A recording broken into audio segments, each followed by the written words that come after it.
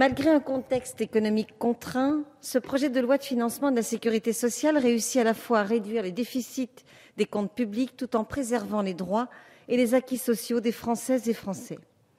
Bien sûr, les réductions des dépenses publiques sont toujours difficiles à accepter, mais il serait irresponsable de fermer les yeux face au déficit exorbitant de la sécurité sociale. Préserver notre modèle social et de soins, tout en rétablissant un équilibre budgétaire, n'est donc pas un exercice facile. Alors que le déficit était de plus de 17 milliards en 2012, il est ainsi ramené à 9,7 milliards pour 2016. Je tiens donc à saluer le travail effectué sur ce texte, à la fois raisonnable et juste.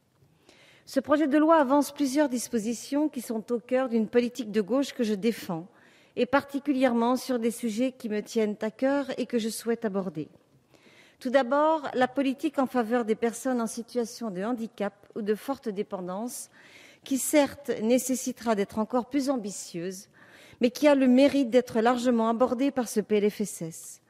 Je pense aux 45 millions d'euros supplémentaires pour la création de places dans les établissements et services pour personnes handicapées, les 60 millions pour le plan autisme et les 40 millions pour le plan grand âge et Alzheimer.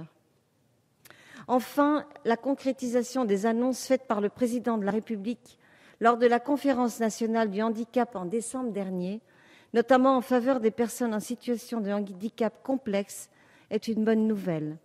Cela permettra un financement plus sécurisé et plus adapté et incitera, je l'espère, à la création de nouvelles places.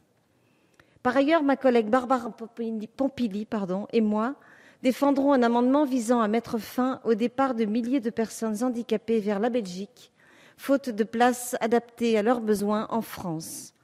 Ces exils sont souvent subis, coûtent 250 millions d'euros à la France.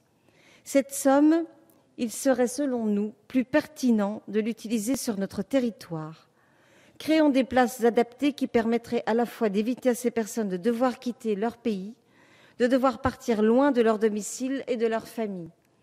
Ce serait aussi l'occasion de créer des emplois en France. Les 15 millions d'euros annoncés par la ministre pour pallier cette situation incompréhensible sont un bon signal qui nous semble cependant encore insuffisant.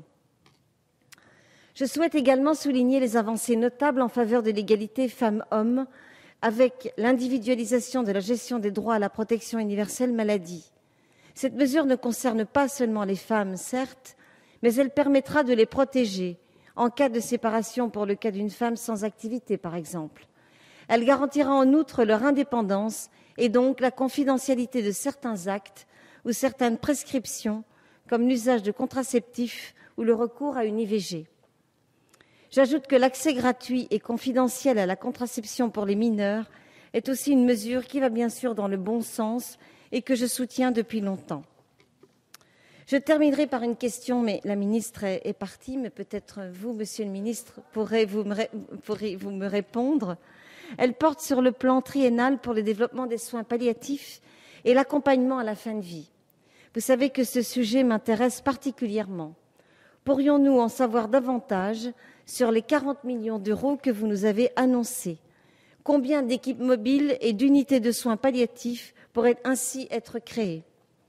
Car le développement nécessaire des soins palliatifs ne se fera que par une vraie volonté politique et par un arbitrage budgétaire conséquent. J'espère que nos travaux nous permettront d'apporter les précisions indispensables à cette interrogation. Je vous remercie.